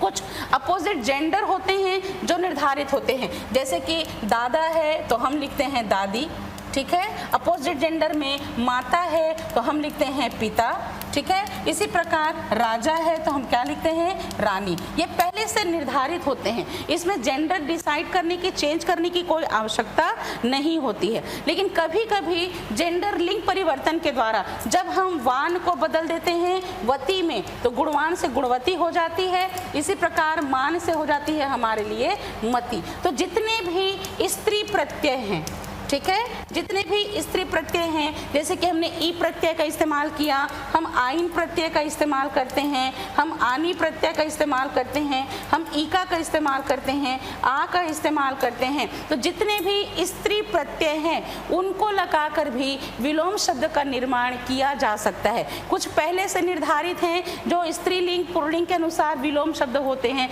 माता पिता, भाई बहन, राजा रानी, मामा मामी, काका काकी, घोड़ा घोड़ी, कुत्ता कुतिया, बकरा बकरी, है ना, गाय बैल, है ना, ये पहले से निर्धारित होते हैं, इसमें किसी प्रकार के परिवर्तन की आवश्यकता नहीं होती। लेकिन कभी कभी लिंग परिवर्तन करने के लिए स्त्री प्रत्यय की जरूरत पड़ जाती है। तो शेर है तो शेरनी, हंस है तो हंसनी, मोर है तो मोरनी, ऊँट है तो ऊँटनी कहकर भी लिंग परिवर्तन के द्वारा शब्द का निर्माण किया जाता है। तो विलोम शब्द के निर्माण करने के लिए स्वतंत्र शब्द और लिंग परिवर्तन के द्वारा विलोम शब्द बनाए जा सकते हैं। कभी कभी हम क्या करते हैं, न्यूनार्थक और न्यूनार्थक, मतलब कि हम देखते हैं जैसे कि हमारे लिए नद्य बड़ा है और नदी जो है वो छोटी है, ठीक है ना। उसी प्रकार कटोरा बड़ा है, ठीक है, कटोरी जो है वो छोटी है, ठीक है ना। उसी रूप में जब वो आकृति में बड़े और छोटे होते हैं तो भी लिंग पर आपके जो विलोम शब्द है उसका निर्माण जो है वो किया जाता है। तो जब हमारे द्वारा आपके प्रयोग किए जाएंगे तो कटोरा कटोरी कहते हैं, पहाड़ कह रहा है ना, जैसे कि नगर बड़ा है, ठीक है, और नगरी छोटा है, ठीक। पहाड़ जो है हमारे लिए बड़ा है और पहाड़ी जो है हमारे लिए छोटा है, ठीक है। तो कहने का मतलब न्यूनार्थक और न्यूनार्थक से भी विलोम शब्द का निर्माण देखने को मिलते हैं। खाट है तो खटिया, गागर है तो गगरी, भैया है तो भाई, गोला है तो गोली, लोटा है तो लुटिया, डब्बा है तो डिबिया, इसी प्रकार मटका है तो मटकी। अब कभी कभी एक उपसर्ग का प्रयोग होता है, ये मोस्टली क्या होते हैं, नकारात्मक होते हैं। तो नकारात्मक उपसर्ग का प्रयोग करके भी विलोम शब्द बनाया जाता है। कभी कभी पूछा जाता है कि सत्य का विलोम बनाने के लिए कौन से उपसर्ग की आवश्यकता होगी। तो यदि हम अ उपसर्ग का, अन उपसर्ग का, गैर उपसर्ग का प्रयोग करते हैं, ठीक है ना, बे उपसर्ग का प्रयोग करते हैं। अब अगर देखा जाए तो हम सत्य में अ लगा दिए तो असत्य बना, जान में अन लगा दिया तो अनजान बना, सरकारी में गैर लगा दिया तो गैर सरकारी बन गया, इसी प्रकार जान में बे लगा दिया तो बेजान बन गया, खौफ में बे लगा दिया तो बेखौफ बन गया, गैरत में बे लगा दिया तो बेगैरत बन गया। तो कहने का मतलब कि उपसर्गों का प्रयोग करके भी हम नकारात्मक शब्द का इस्तेमाल से बनाते हैं, यानी कि नकारात्मक उपसर्ग का प्रयोग। तो अ, अन, गैर, बे कहते हैं। इसी प्रकार देखा जाए तो हमारे लिए अगर देखा जाए तो नीर का प्रयोग करते हैं, नीर का प्रयोग करते हैं, झर है तो निर्झर कह देते हैं, इसी प्रकार निस का प्रयोग करते हैं। तो संतान नहीं है तो निस का प्रयोग कर देते हैं तो निसंतान बन जाता है। देखने वाली बात है कि प्रति, ठीक है ना, प्रति का प्रयोग, कूल है तो प्रतिकूल, इसी प्रकार अनु उपसर्ग का प्रयोग लगा देते हैं। ये सारे उपसर्गों का प्रयोग करके भी जब हम इस्तेमाल करते हैं। अब पुत्र में कु लगा दिए तो कुपुत बन गया, ठीक है ना, और सु लगा दिया तो सुपुत बन गया, ठीक है। यश में अप लगा दिया तो हमारे लिए अपयश बन गया, ठीक है। तो जितने भी आपके उपसर्ग हैं जैसे कि अ, अन, उप, आ, अव, ठीक है, निर, नी, निश, उसी प्रकार ला कर देते हैं। तो आपके अधिकांशतः ये होते हैं अरबी फारसी वाले से, ला कह दिया, ठीक है। उसी प्रकार ना पसंद नहीं है तो ना पसंद, लायक नहीं है तो ना लायक, ठीक है। और उसी प्रकार वारिस नहीं है तो लावारिस, ठीक है। ये सारे प्रयोग जैसे कि आपके इस्तेमाल होते हैं जिससे विलोम शब्द का निर्माण किया जा सकता है। तो कहने का मतलब कि ऐसे शब्द जो स्वतंत्र रूप से गुण स्वभाव प्रकृति में एक दूसरे से बिल्कुल अलग हैं, ऐसे शब्दों को विलोम शब्द कहा जाता है। इसकी शर्त होती है जिस प्रकार का प्रश्न पूछा जाए वैसा उत्तर लिखा जाए। यानी कि अगर आपको कह रहा है कि एग्जाम्पल के तौर पर जैसे कि अग्र है तो आप पश्च लिखेंगे, ठीक है ना। उसी प्रकार अगर देखा जाए अगर वो आगत है तो आप अनागत विलोम बनाएंगे, ठीक है। तो कहने का मतलब जितने भी विलोम शब्द हैं उसमें स्वतंत्र शब्द के विलोम हैं, कभी उपसर्गों का प्रयोग करके, कभी उनके आकृति के आधार पर। तो तीव्र है तो मंद होगा, दंड है तो पुरस्कार होगा, गगन है तो धरा होगा, जमीन है तो आसमान होगा, ठीक है, आकाश है तो पाताल होगा, अमावस है तो पूनम होगा, अमावस्या है तो पूर्णिमा होगी। इसी प्रकार गण्य है तो अगण्य होगा, कृपण है तो दाता होगा, कटु है तो मधुर होगा, कुख्यात है तो विख्यात होगा, जाति है तो विजाति होगा, ज्योत्सना तो तिमिस्त्र होगा, ज्योति है तो तम होगा, अंधेरा है तो उजाला, अंधकार है तो प्रकाश। इसी प्रकार अल्पमत है तो बहुमत, अल्प है तो बहु होगा, ज्यादा है तो कम होगा, का पुरुष है तो पुरुषार्थी होगा, अनहोनी है तो होनी होगा। ठीक है, तो यह हुआ हमारे लिए विलोम शब्द। अब आता है अनेकार्थी, एक ऐसा शब्द जिसका कि नाम तो एक हो, एक ऐसा शब्द जिसका कि नाम एक हो परंतु प्रसंग और प्रयोग के अनुसार हर वाक्य में अलग अलग प्रकार के अर्थ को बताएगा, उसे अनेकार्थी शब्द कहते हैं। तो जो यमक अलंकार होता है और जो हमारे लिए श्लेष अलंकार होता है, तो यमक और श्लेष अलंकार में अनेकार्थी शब्द का प्रयोग सुनने को मिलता है। ठीक है, तो ऐसा शब्द जिसका कि नाम तो एक हो परंतु प्रसंग और प्रयोग के अनुसार हर वाक्य में अलग अलग प्रकार के अर्थ को देने की वजह से इसे अनेकार्थी शब्द कहा जाता है। One word with different type of meaning that called अनेकार्थी शब्द। ठीक है, जैसे कि अंक कहता है, अंक कहता है तो माँ की गोद को भी अंक कहते हैं। साथ ही अगर कहा जाए तो इसके वाक्य में प्रयोग कि बच्चा अपनी माँ के अंक पर विश्राम करता है। इसी प्रकार कह सकते हैं कि आपके लेखक के द्वारा लिखे गए पिछले अंक की घटना मुझे अच्छी लगी, तो वो लेख को बताता है। कहता है गणित में 50 में से मुझे 25 अंक मिले, तो गिनती बताता है। मैं इस शब्द को अंकित करना चाहता हूँ, कहता है तो चिन्ह को बताता है। मेरे अंक में कुछ नहीं है, मेरे हाथ में कुछ नहीं, कहता है तो भाग्य को बताता है। इसी प्रकार देखा जाए तो अगर हम अंबर कहते हैं तो अंबर वस्त्र है, कपास है, आकाश को भी अंबर कहा जाता है। अक्षर जिसमें ब्रह्मा विष्णु आकार आदि वर्ण शिव धर्म मोक्ष। अब आप कहेंगे कि इससे प्रश्न कैसे आते हैं? इससे प्रश्न पूछा जाता है जैसे कि सिंदूर, लाल रंग, सूर्य किसका अनेकार्थी शब्द है? तो ये अरुण का अनेकार्थी है। अब इसी को प्रश्न पूछ देगा कि आदि का अनेकार्थी निम्न में से कौन सा नहीं है? जैसे कि पहला प्रारंभिक और सूर्य, तो आदि के लिए पहला प्रारंभिक तो उसके अनेकार्थी है परंतु सूर्य नहीं है। तो इस प्रकार के प्रश्न आपको गुच्छों में दे दिए जाते हैं। अब कभी कभी कहता है निम्न में से किसी एक विकल्प में अनेकार्थी का प्रयोग सही नहीं है, तो या तो उसमें अगर किसी चार को दिया, जैसे कि कनक का दे दिया, ये पूरा सही दे दिया, कर्ण का दे दिया, ये पूरा सही दे दिया, हो सकता है कल के इसमें एक जो है वो अलग हो, तो इस तरह आपको चुनने के लिए दिया जाता है। तो अगर कहते हैं कल, तो बीता हुआ और आने वाला दिन को कल कहते हैं। चैन आराम को भी कल कहा जाता है। यहाँ तक कि सुंदर है, पूर्जा है, मधुर ध्वनि है, मशीनों से कल कहते हैं। कर्ण, कर्ण कहते ही हमारा ध्यान कान की ओर जाता है। कुंती पुत्र पतवार को, समकोण को और त्रिभुज की सबसे बड़ी भुजा को हम जो है कर्ण कहते हैं। कनक, सोना, धतूरा, गेहूं और पलाश के वृक्ष को कनक कहा जाता है। तो एक ऐसा शब्द जिसका कि नाम तो एक हो परंतु प्रसंग के अनुसार अलग अलग प्रकार के अर्थ निकले, ऐसे शब्द को अनेकार्थी शब्द कहा जाता है। इस अनेकार्थी शब्द का प्रयोग कैसे होता है, हम इसको पहचानते कैसे हैं? अगर कहता है आम, आम कहता है तो सबसे पहले ध्यान जाता है फल। फलों में आम राजा कहलाता है, आम फलों का राजा कहलाता है कहते हैं, तो वहाँ पर यह आम जो है फल को संबोधित करता है। लेकिन कहता है कि यह आम रास्ता नहीं है कहता है, तो उसका अर्थ साधारण को प्रस्तुत करने लगता है। इसके अलावा अगर कहता है एग्जाम्पल के तौर पर जैसे कि अंग, अंग का अर्थ शरीर भी है। जैसे कि कह सकता है एग्जाम्पल के तौर पर कि उसकी प्रफुल्लता उसके अंग में समा नहीं रही है, तो वहाँ पर अंग का अर्थ है जो शरीर में आता है। अब अव्यय, उसका अंग अंग क्षत विक्षत हो गया कहता है, तो हर शरीर के हिस्सों के नाम आ गए। इसी प्रकार अंश कहता है, तो अगर कहता है कि प्रकाश और ध्वनि भौतिक विज्ञान का अंग है कहता है, तो हिस्से की श्रेणी में आता है।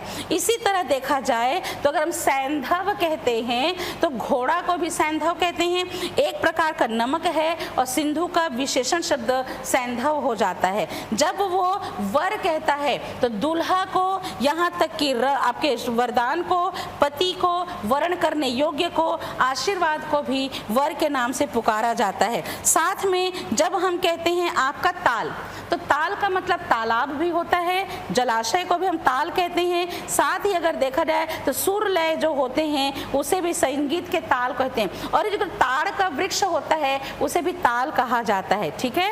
दूसरी बात, अगर हम छेड़ना कहते हैं तो छेड़ना मतलब कि आरंभ करना, वादन है तो तार का छूना, तंग करना या चिढ़ाना।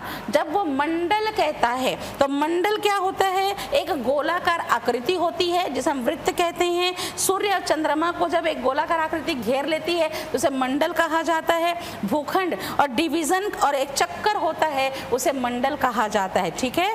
प्रत्यक्ष मतलब आंखों के बिल्कुल सामने होता है, साफ और सीधा होता है, उसे प्रत्यक्ष कहते हैं। अब आता है सबसे बड़ा हिस्सा पर्यायवाची का। पर्याय का मतलब होता है विकल्प। पर्याय का मतलब होता है विकल्प। तो आखिर ये पर्यायवाची शब्द क्या होते हैं? तो पर्यायवाची शब्द क्या होते हैं, तो समझने वाली बात है कि इसे हम प्रतिशब्द या कहते हैं। पर्यायवाची को हम एक प्रतिशब्द के भी नाम से पुकारते हैं। ठीक है ना। तो प्रतिशब्द या विकल्प वाले शब्द, तो कहने का मतलब है विकल्प जिसका मतलब होता है चुनना, यानी कि one word with different type of name but word meaning is only one, that called synonyms, यानी कि हम उसे पर्यायवाची कहते हैं। एक ही अर्थ के वाचक अनेक शब्दों का जहाँ भंडारण होता है, जहाँ विकल्प के तौर पर हमारे द्वारा उसका चयन किया जाता है, उसे पर्यायवाची शब्द कहा जाता है। कि एक ऐसा शब्द जिसका कि नाम अनेक हो परंतु अर्थ एक हो उसे पर्यायवाची कहेंगे, परंतु एक ऐसा शब्द जिसका कि नाम एक हो परंतु अनेक प्रकार के अर्थ निकले उसे अनेकार्थी कहा जाता है। इससे भी संबंधित प्रश्न आपको पूछे जाते हैं, निम्न में से कौन से विकल्प में पर्यायवाची का प्रयोग सही नहीं है? मतलब कि आपके 4 ऑप्शन में से 3 ऑप्शन में सभी पर्यायवाची सही होंगे, परंतु एक ऑप्शन ऐसा होगा जिसमें पर्यायवाची अलग हो जाएंगे। ठीक है। सिंपल सा पूछता है कि चंद्र का पर्यायवाची शब्द निम्न में से कौन सा है या कौन सा नहीं है? चंद्रमा किसका पर्यायवाची शब्द है? या कह सकता है एग्जाम्पल के तौर पर कह सकता है कि घर और भवन किसके पर्यायवाची शब्द हैं? तो कहने का मतलब कि पर्यायवाची शब्द क्या है कि एक ऐसा शब्द जिसका कि नाम तो अनेक हो परंतु अर्थ केवल एक हो, ऐसे शब्द को पर्यायवाची शब्द कहा जाता है। समान अर्थ वाले वैकल्पिक शब्दों का जहाँ समूह होता है उसे पर्यायवाची शब्द कहा जाता है। इसे समानार्थक या तुल्यार्थक शब्द भी कह सकते हैं। तो इसे प्रतिशब्द कह सकते हैं, इसे समानार्थक भी कह सकते हैं, या हम इसे तुल्यार्थक शब्द भी कह सकते हैं।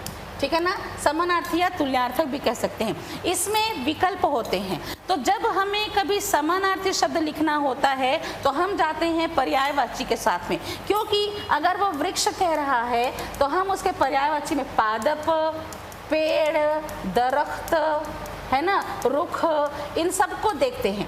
अब हमें जब समानार्थी लिखना होता है तो इनमें से हम किसी एक सरल अर्थ को ले लेते हैं और वृक्ष बराबर पेड़ लिखते हैं तो समानार्थी हो जाता है। परंतु समानार्थी में और पर्यायवाची में क्या अंतर होता है कि समानार्थी में केवल एक लिख दिया जाए तो काफ़ी है, लेकिन अगर वो पर्यायवाची कहता है कि गगन का पर्यायवाची लिखिए तो कभी भी हमें कम से कम 2 लिखना आवश्यक है। बोले या ना बोले हमें विकल्प के तौर पर वहाँ 2 मेंशन करना ही होगा, तब वो पर्यायवाची है। यदि आपने केवल 1 मेंशन कर दिया तो वो हमारे लिए समानार्थी बन जाता है। तो देखने वाली बात है कि समानार्थी और पर्यायवाची में अंतर है कि समानार्थी में एक ही अर्थ को बताने वाले सरल रूप को लिखा जाएगा, लेकिन पर्यायवाची के अंतर्गत हम कम से कम 2 या आदेशानुसार जितना वो कहा जाए उतना हम वहाँ पर लिखेंगे। कहीं ना कहीं पर्यायवाची एक ही शब्द के अर्थ को बताने वाले शब्दों के वैकल्पिक संग्रहण होता है, जहां समानार्थी लिखने के लिए वहां से सहायता ली जाती है। जैसे कि वृक्ष, पेड़, पादप, तरु, विटप, वृक्ष कहता है तो ये हमारे लिए पर्यायवाची है। यदि केवल पेड़ लिख रहे हैं तो समानार्थी, लेकिन पादप, विटप, वृक्ष लिख रहे हैं तब वो पर्यायवाची की श्रेणी में आएगा। तो पर्याय का अर्थ होता है, पर्यायवाची शब्द मतलब कि समान अर्थ को देने वाला। देखने वाली बात है कि कि जब इसका संकलन किया गया था तो पर्यायवाची शब्द के लिए हम यहाँ पर न केवल तत्सम, न केवल तद्भव, देशज और विदेशज शब्दों को भी लेकर पर्यायवाची का निर्माण करते हैं। इसलिए देखने वाली बात है कि महिला, स्त्री, औरत, जनाना कहता है, लेडी कहता है, तब यह हमारे लिए पर्यायवाची में अंग्रेजी, अरबी, फारसी के भी शब्दों को लेकर चलता है। तो कहने का मतलब कि छत्तीसगढ़ी हो या हिंदी हो या किसी भी क्षेत्र में एक ऐसा शब्द का प्रयोग होता है जहां पर नवीन अर्थ को जन्म दे देता है। न केवल ये अपने अर्थ को बताता है बल्कि प्रत्येक शब्द के नवीन अर्थ को जन्म दे देता है। इसलिए एक ही अर्थ को बताने के शब्द से एकार्थी हो जाता है, समान अर्थ को बता रहा है तो समानार्थी हो जाता है, विपरीत अर्थ को बता रहा है तो विलोम शब्द हो जाता है, और विकल्पिक वाले प्रश्न उत्तरों को देता है तो पर्यायवाची बन जाता है। संस्कृत भाषा की खासियत रही है कि शब्दों की प्रगाढ़ता उसमें देखने को मिलती है, इसलिए एक ही शब्द के अलग अलग प्रकार से इसका प्रभाव देखने को मिलता है। अब पर्यायवाची की खासियत है, अब पर्यायवाची की खासियत है तो ध्यान रखिएगा कि पर्यायवाची शब्द है जो 3 प्रकार के होते हैं। एक होता है पूर्ण पर्याय, एक होता है पूर्णापूर्ण और एक होता है अपूर्ण। पूर्ण पर्याय क्या होता है? एक ऐसा पर्यायवाची शब्द जो हर जगह प्रयोग किया जा सकता है। जैसे कि यदि वो चंद्र कह रहा है तो हम यहाँ पर चांद लिख सकते हैं, या हम चंदा लिख सकते हैं, या हम रजनीश लिख सकते हैं, या हम मयंक लिख सकते हैं। तो एक ऐसा पर्यायवाची शब्द जो अपनी पूर्णता के साथ एक नाम के बदले प्रयोग किया जा सकता है, तो अगर उसके अर्थ में कोई परिवर्तन नहीं होता है, कि एक ऐसा शब्द जो वाक्य में एक स्थान के बदले दूसरे पर्यायवाची को प्रयोग करने से उसके अर्थ में, उसके प्रभाव में कोई अंतर नहीं पड़ता, तो ऐसे पर्यायवाची को पूर्ण पर्याय कहा जाता है। दूसरी बात कि अगर हम कमल है तो नीरज, पंकज की मात्रा है तो निश्चित होता है कि बारात नियत समय पर पहुंच जाएगी, मतलब निश्चित समय पर पहुंचेगी। और एक बड़ी ई की मात्रा है नियत, मुझे तुम्हारी नियत कुछ अच्छी नहीं लगती कहता, तो इसका अर्थ है इच्छा। द्रव्य कह रहा है, द्रव्य कह रहा है तो धन दौलत को होता है, लेकिन द्रव कहता है तो तरल पदार्थ को कहा जाता है। आदि अगर कह रहा है, छोटी ई की मात्रा आदि कह रहा है, ठीक है ना, जब वो छोटी ई की मात्रा आदि कह रहा है तो प्रारंभ है, लेकिन अगर वो बड़ी ई की मात्रा आदि कहता है तो ये हमारे लिए अभ्यस्त हो जाता है, ठीक है ना। अगर कहता है आदि तो आदि का मतलब है कि ये हमारे लिए प्रारंभ कर रहा है, और इस आदि का मतलब होता है अभ्यस्त, ठीक है। इसी प्रकार आकर, आकर कहता है खदान या खान को, लेकिन आकार होता है रूप या सूरज या आकृति को, ठीक है ना। अदीन यानी कि बुरे दिन, और अदीन कहता है तो नीडर। तप्त कह रहा है तो गर्म है, और तृप्त कह रहा है तो संतुष्ट है। दीप कह रहा है तो दिया, लेकिन द्वीप कह रहा है तो टापू बन जाता है। अंदर भीतर है, और अंतर कह रहा है तो हृदय होता है, ठीक है।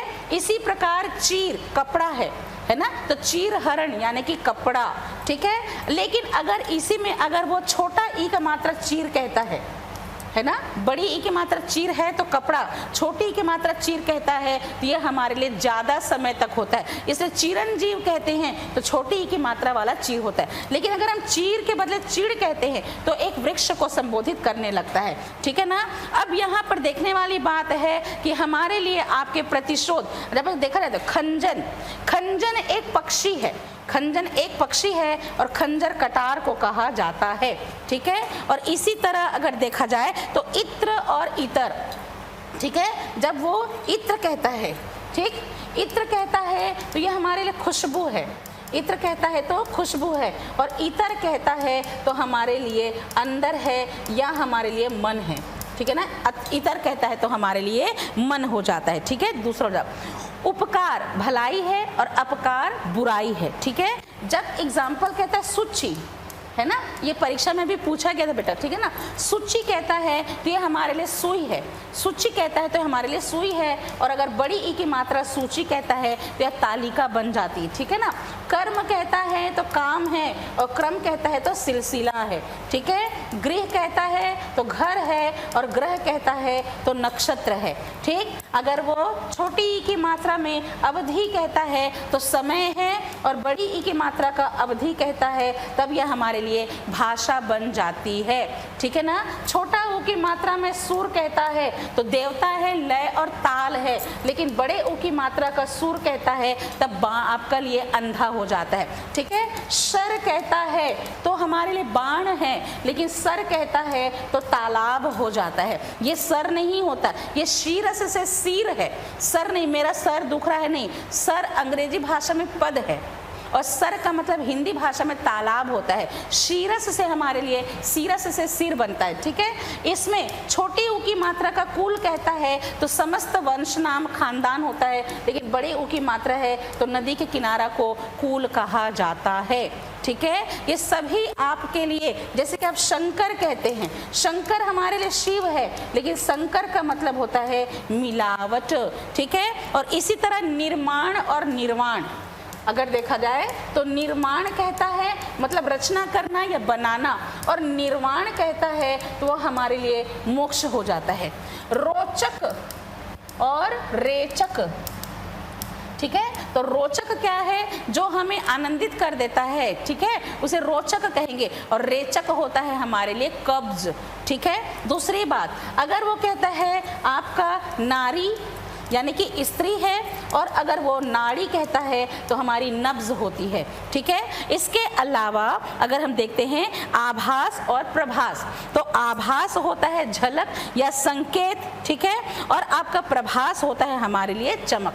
ऊपल और उत्पल, जब वो ऊपल कह रहा है और हमारे लिए उत्पल कह रहा है, ठीक है ना, तो ऊपल होता है पत्थर, ऊपल होता है पत्थर, और आपके लिए जो आपका उत्पल होता है वो होता है कमल। ठीक है ना, अब ऊपल कह रहा है तो पत्थर है, लेकिन ऊपला कह रहा है तो कंडा बन जाता है। ठीक है, जितनी प्रकार जितने भी आपके शब्द हैं जहाँ पर आपके तड़ाक है यानी कि जल्दी, और तड़ाग है तो हमारे लिए वह तालाब बन जाता है। ठीक है, जब आपके एग्जाम्पल में देखा जाए तो जैसे कि तरणी और तरणी, जब तरणी कहता है छोटे ई की मात्रा वाला तो सूर्य है, छोटे ई की मात्रा वाला तरणी है जो सूर्य है, और अगर वो कहता है तरणी तो जो छोटी वाली नाव होती है उसे तरणी कहा जाता है। तो इससे संबंधित प्रश्न आपको जरूर पूछा जाता है। अब आता है युग्म शब्द, जो मैंने बताया था आपको अपूर्ण पर्याय, ठीक है ना, अपूर्ण पर्याय से ही जन्म होता है युग्म शब्द का। ठीक है, तो युग्म शब्द क्या होते हैं, ऐसे शब्द जो पर्यायवाची की श्रेणी में तो रखे जाते हैं परंतु उनमें सूक्ष्म सा अंतर होता है, तो ऐसे शब्द को युग्म शब्द कहा जाता है। जैसे कि अहंकार, अभिमान, घमंड और दर्प, तो मन का गर्व, अपने गुणों को औचित्य से अधिक समझना अहंकार कहलाता है, अपने को बड़ा और दूसरे को छोटा समझना मनुष्य का अभिमान कहलाता है, और नियम के विरुद्ध कार्य करने पर भी घमंड करना दर्प या घमंड कहलाता है। आयु का एक भाग, अब आप बोलेंगे इससे प्रश्न कैसे आते हैं, तो सेंटेंस क्लियरिफिकेशन जब देता है ना, वाक्य शुद्धिकरण कीजिए कहता है, तो कभी कभी इससे संबंधित प्रश्न आपको पूछते हैं। इस समय मेरी आयु 15 वर्ष है, अगर कहता है तो आयु क्या होती है, आयु होती है हमारे लिए एक ऐसी अवस्था जो आयु का एक भाग होता है। ठीक है, लेकिन उम्र होती है संपूर्ण उम्र।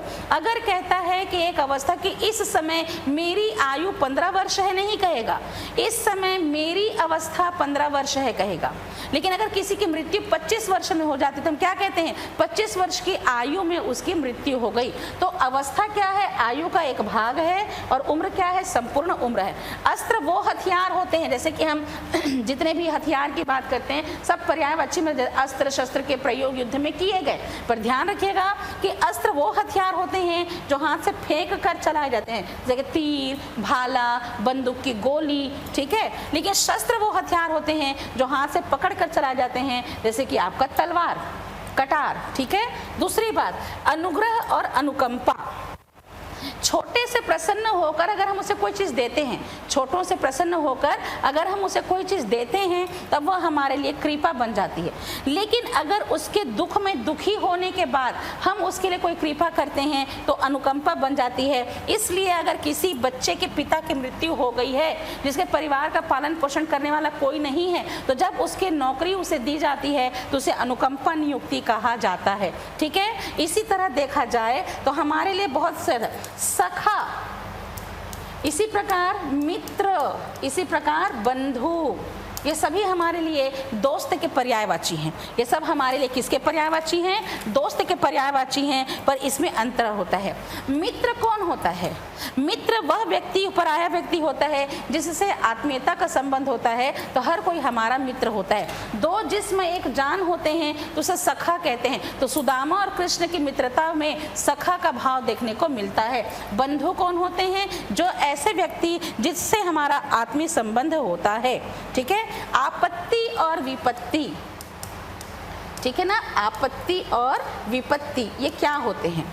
आपत्ति क्या होती है? जिसके संकट का निवारण किया जा सके उसे आपत्ति कहते हैं, आपदा कहते हैं। लेकिन विपत्ति क्या होती है? जिसके संकट का निवारण किया नहीं जा सकता है। इसी प्रकार पत्नी और महिला, ठीक है, इसी प्रकार पति और पुरुष देखा जाए तो हम कह सकते हैं तो इनमें अंतर है।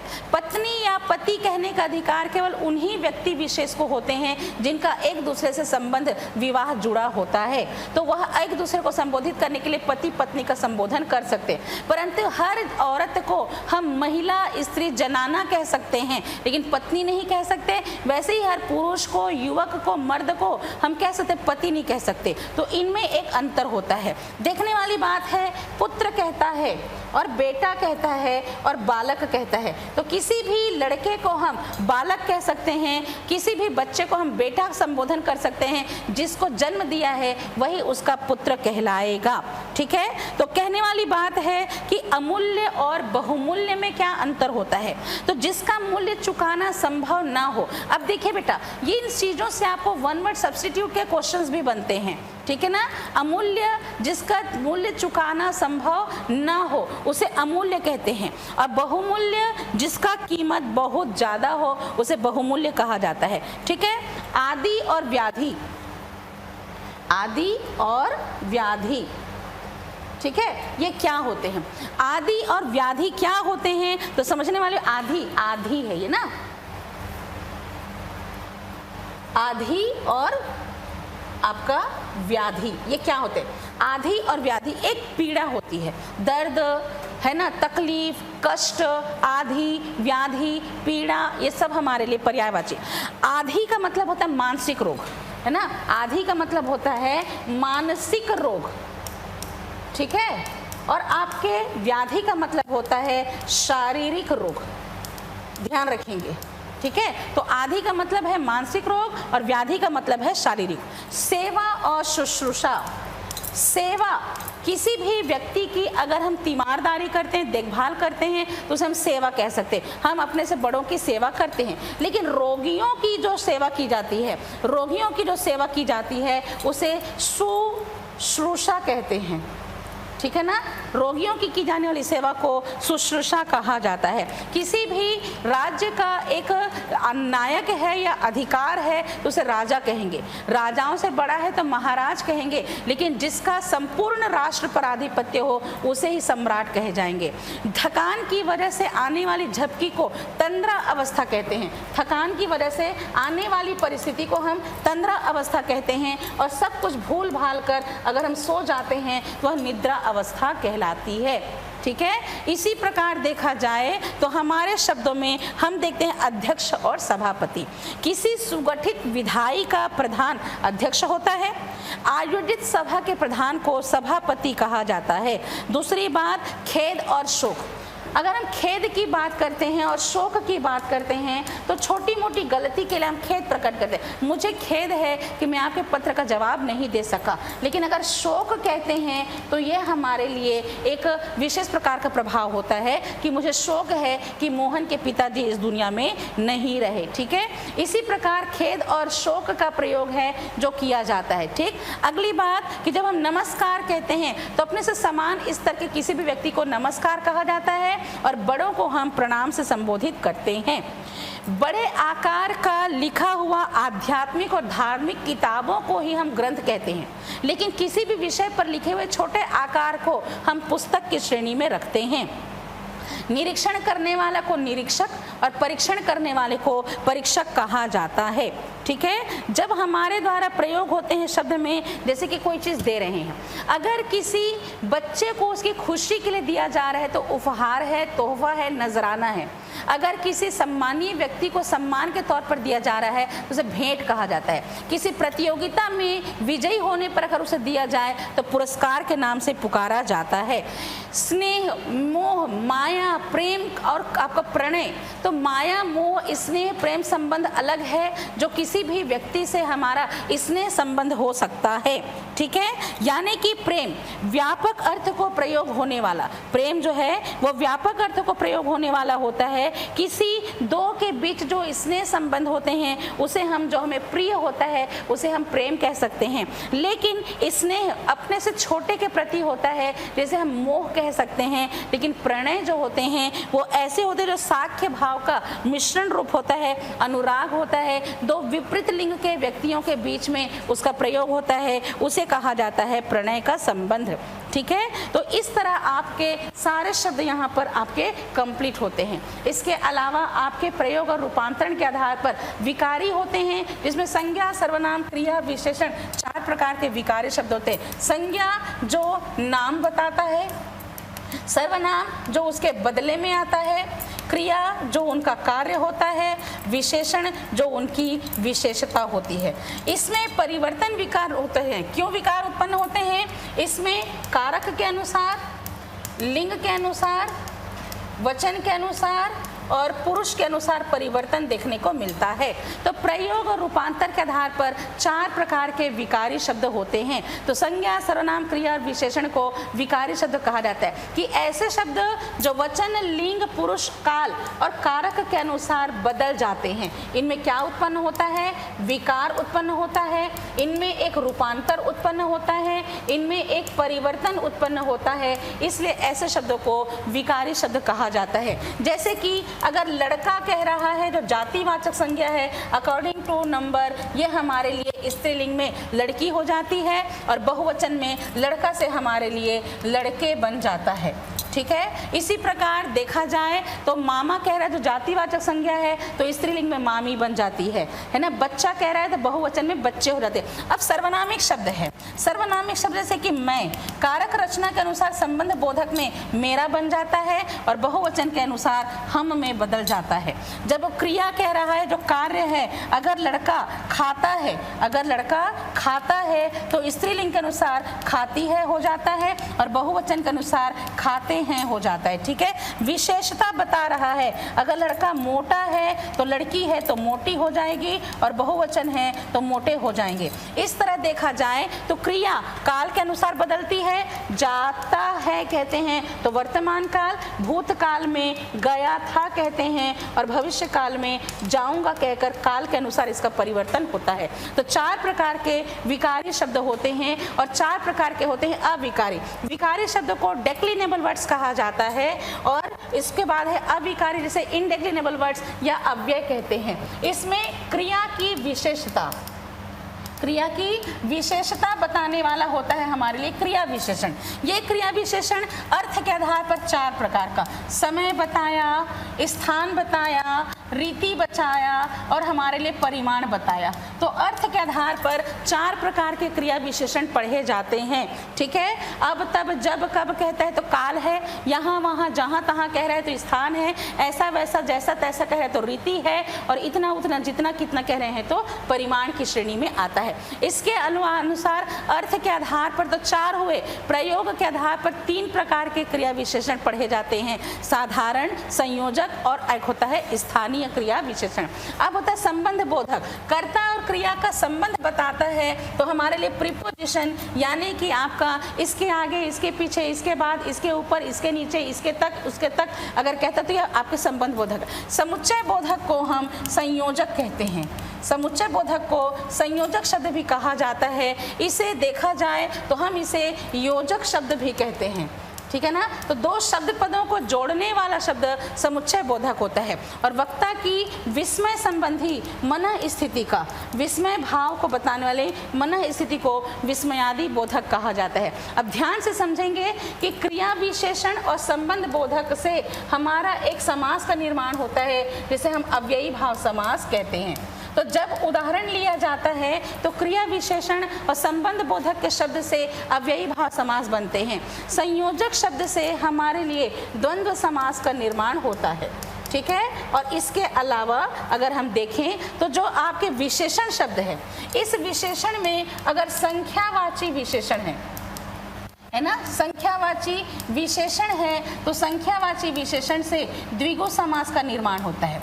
दूसरा एक होता है हमारे लिए गुणवाचक विशेषण, इस गुणवाचक विशेषण से हमारे लिए कर्म धारय समास का निर्माण होता है, ठीक है।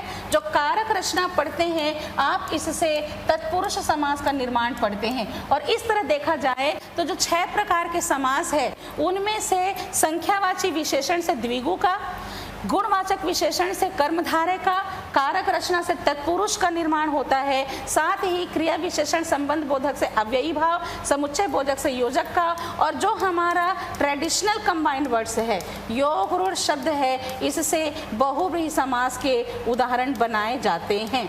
क्लियर हो गया? तो ये हो गया हमारे लिए आपका शब्द विचार में आपकी पक्ष। इसके अलावा मैंने आपको क्लास में भी बताया था कि आवश्यकता के अनुसार कुछ ऐसे शब्द होते हैं जो प्रयोग और अर्थ में विशेष प्रयोग के लिए काम में आते हैं। इस आधार पर हम इसे पारिभाषिक शब्द जो स्वयं को परिभाषित कर देता है, प्रशासन में प्रयोग होने वाले शब्द जो प्रशासनिक हो जाते हैं, जो तकनीकी योग्यता से निर्मित शब्द है उसे तकनीकी शब्द कहते हैं, साधारण बोलचाल में भी अपभ्रंशित रूप में अर्ध तकनीकी हो जाता है, और लोक भाषाओं के शब्द जिसका सामान्य तौर पर एक प्रचलन होता है उसे से सामान्य शब्द का निर्माण होता है, ठीक है। तो ये हो गया हमारे लिए प्रयोजन के आधार पर शब्द विचार, ठीक है। अब देखने वाली बात है कि आपके परीक्षा में किस प्रकार के प्रश्न जो है आपको पूछे जाएंगे। तो आने वाली क्लास में हम इसके आगे यानी कि आपका ये वाला जो सबसे महत्वपूर्ण पक्ष है जो आपके पार्ट ऑफ स्पीच वाला है, ये हम शुरू करेंगे। यानी कि अब तक की टॉपिक के अनुसार आपके जो याद करने वाले हिस्से थे मैंने बता दिए। मंडे की क्लास से आपके विकारी शब्द की संज्ञा, सर्वनाम, क्रिया, विशेषण, वचन, लिंग, काल, कारक रचनाएं, ठीक है। उसके बाद में आपके अविकारी शब्द में क्रिया विशेषण, संबंध बोधक, विस्मयादि बोधक और आपके आएगा संयोजक। इसके बाद उपसर्ग प्रत्यय, मुहावरा, लोकोक्ति, फिर बचेगा आपका समास, ठीक है। तो क्लासेस आप मिस मत कीजिएगा। जितनी भी चीज़ें मैं बतला रही हूँ बहुत बेसिक चीज़ें बताते हुए चलती हूँ, क्लासेस मिस मत कीजिए क्योंकि हर एक हिस्सा आपकी परीक्षाओं में पूछे जाते हैं। आवश्यकता महसूस होगी तो किसी क्लास में हम पूरे MCQ के माध्यम से भी कुछ सॉल्व करने की कोशिश करेंगे। अगर समय मिलता है तो हम MCQ के माध्यम से भी चीज़ों को परखने की कोशिश करेंगे कि किस तरह के प्रश्न जो है आपके परीक्षाओं में पूछे जाते हैं, ठीक है।